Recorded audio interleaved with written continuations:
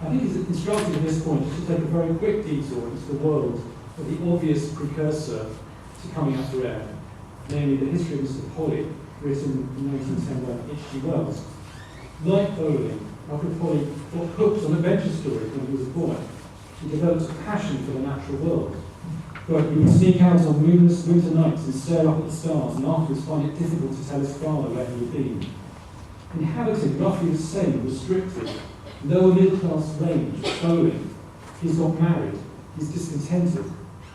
Bitter, now a middle-aged, small-town shopkeeper, quite far into the book, after a farcically hideous attempt to commit suicide, he heads off into the wilds of the English countryside to become a tramp.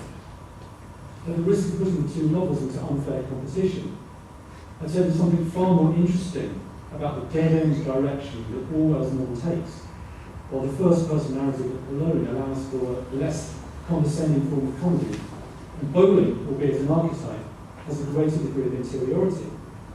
But Mr. Polly cuts free, and following a rather Dickensian turn of low-life events, finds a new life in himself.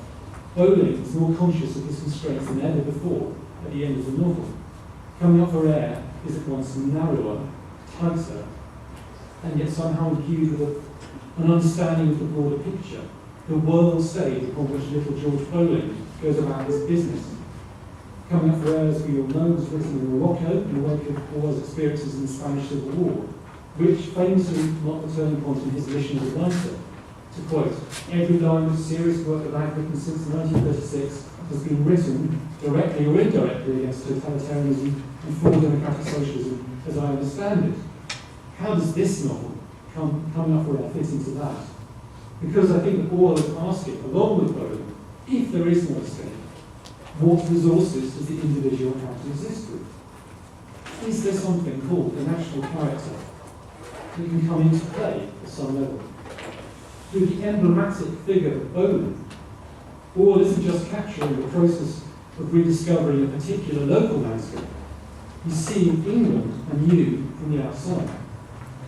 Bowling tells us that his stay in Lower Binfield taught him this. It's all going to happen. All the things you've got at the back of your mind, the things you're terrified of, the things that you tell yourself are just nightmares, will only happen in foreign countries. England, then, is not going to be immune much longer to the barbarities of the continent and abroad. Bowling is full of foreboding, and yet there does seem to be a compensation.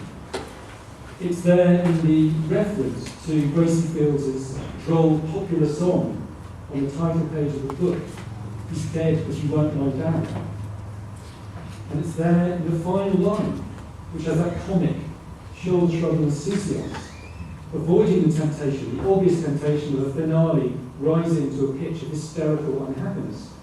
It's that laissez-faire attitude, Bowen's, which he suggestively rather despises in his fellow citizens, but acknowledges in himself, that allows a streak, a tiny streak of optimism to course through the book's disillusionment.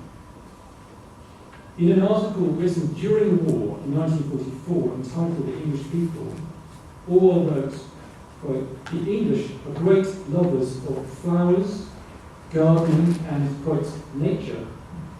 But this is merely part of their vague aspiration towards an agricultural life.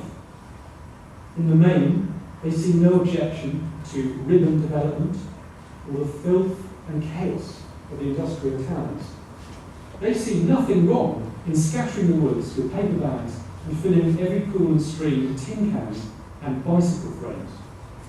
Orwell is here reflecting on the tendency of the English to turn their green and pleasant land into a pigsty, a rubbish dump, exactly as Bowling does in Coming Up for Air.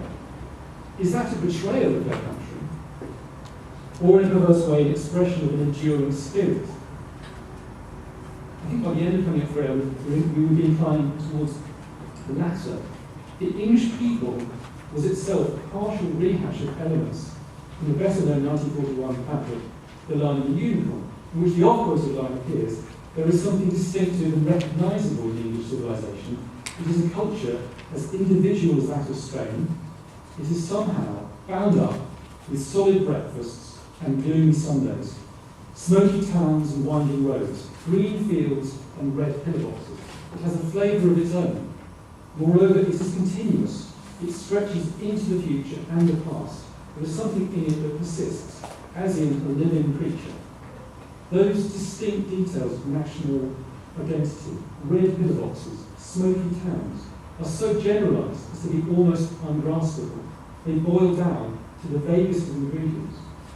Likewise, the national character is held up in such an ostensibly unflattering light. A foreign observer, Orwell suggests, might decide that a profound, almost unconscious patriotism and an inability to think logically are the abiding features of the English character. Yet there's something subtly admiring about this. England's saving grace may be that subliminal attitude, that herd instinct, that bowling briefly surfaces to inspect and rail against before plunging back down into it again. At its best, it's a murky current of benign tolerance, a sort of stoical thoughtlessness. It's a cast of mind, or mindlessness, that endures whatever war, disruption, and progress throw at it.